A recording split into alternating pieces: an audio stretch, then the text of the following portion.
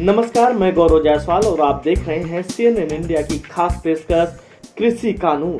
करीब साल भर तक चले आंदोलन के बाद आखिरकार सरकार ने कृषि सुधार कानूनों को वापस लेने का ऐलान कर दिया है।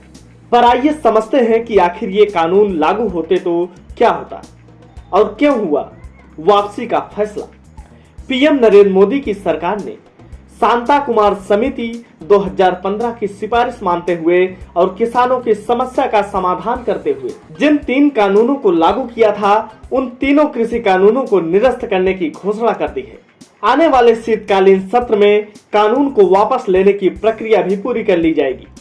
आपको मालूम है कि 17 सितंबर 2020 को तीनों कृषि कानून पास किए गए थे।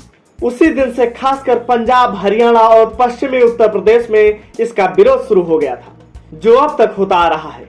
इसके विरोध में भारत बंद और रेल रोको आंदोलन भी हुए।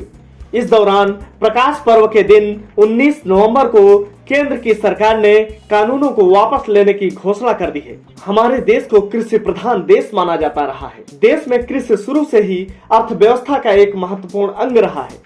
विकास के परसने और जनसंख्या बढ़ने के साथ कृषि जोत का आकार छोटा अवश्य हुआ है और क्षेत्र में प्रौद्योगिकी और वैज्ञानिक विधियों की पहुंच से कमी के कारण कृषि आय में भारी गिरावट हुई है। पिछली कई सरकारों ने किसानों की स्थितियां बदलने के लिए कई कदम उठाए। कर्ज माफी लगातार हुए। मोदी जी ने अकाउंट में पैसे डायरेक्ट ट्रांसफर करना शुरू किया। किसानों की आय दोगुना करने की बात कही और इसके बाद 2020 में इसी सोच को ध्यान में रखकर 3 कानून लाए। अब हम आपको एक एक करके तीनों कानूनों के बारे में आपको बताते हैं। पहला कानून है कृषक उपज व्यापार और वाणिज्यिक संवर्धन और सुविधा अध्यादेश, संवर्धन और सुविधा अध्यादेश 2020। सरकार इस कानून के माध्यम से किसानों के जीवन में क्रांतिकारी परिवर्तन देख रही थी। उसकी उपज के विकल्प को बढ़ाना चाह रही थी। किसान इसके तहत एपीएमसी मंडियों के बाहर भी अपनी उपज को ऊंचे दामों में बेच सकते थे। वे निजी खरीदारों से बेहतर दाम पर प्राप्त कर सकते थे। विरोध हुआ कि सरकार ने इस कानून के जरिए एपीएमसी मंडियों को एक सीमा में बांध दिया और बड़े कारपोरेट खरीदारों को खुली छूट दे दी। यह भी कहा गया कि भविष्य में एपीएमसी मंडियों की प्रासंगिकता ही समाप्त हो जाएगी। साथ ही इससे यह होता कि निगरानी खत्म हो जाती और सरकार को बाजार में कारोबारियों के लेन देन, कीमत और खरीद की मात्रा की जानकारी नहीं होती। इससे खुद सरकार को नुकसान होता। वह बाजार में दखल करने के लिए जरूरी सूचनाएं नहीं प्राप्त कर पाती। दूसरा कानून है आवश्यक वस्तु संशोधन बिल।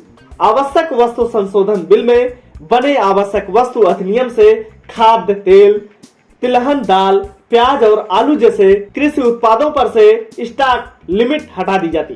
तीसरा कृषि कानून है मूल्य आश्वासन पर किसान संरक्षण एवं सशक्तिकरण और कृषि सेवा अध्यादेश। इस कानून के तहत पूरे भारत में कॉन्ट्रैक्ट फार्मिंग को लेकर व्यवस्था बनाने का प्रस्ताव है। फसल खराब होती तो उसके नुकसान की भरपाई एग्रीमेंट करने वाले पक्ष या कंपनियों को होता, न कि किसानों। सरकार का मानना था कि ओपन मार्केट में वस्तु का मूल्य बाजार आधारित नियंत्रित होता और जो कैश क्रॉप्स फसल है उससे मार्केट में ज्यादा फायदा होता। दरअसल सरकार के जरिए एक देश एक बाजार की बात कर रही थी। सरकार का यह भी कहना था कि किसानों से धान गेहूं की खरीद पहले की ही तरह होती रहेगी और किसानों को एपीएमसी का लाभ पहले की तरह मिलता रहेगा। सरकार का तर्क था कि मंडियों में व्यापारियों की संख्या कम होती जा रही है, जिससे स्वस्थ प्रतिस्पर्धा नहीं हो पाती। नतीजतन किसानों को नुकसान उठाना पड़ता है, पर यह नुकसान नहीं होता। वे मंडी या सरकार के मोहताज नहीं होते और मर्जी से जहां चाहते अपनी कीमत पर बेच सकते थे। लेकिन अब ऐसा नहीं होगा, क्योंकि तीनों कृषि कानून वापस लिए जा चुके हैं। आपको यह वीडियो कैसा लगा, हमें कमेंट बॉक्स में कमेंट करके जरूर बताएं। Bureau report, CNN India.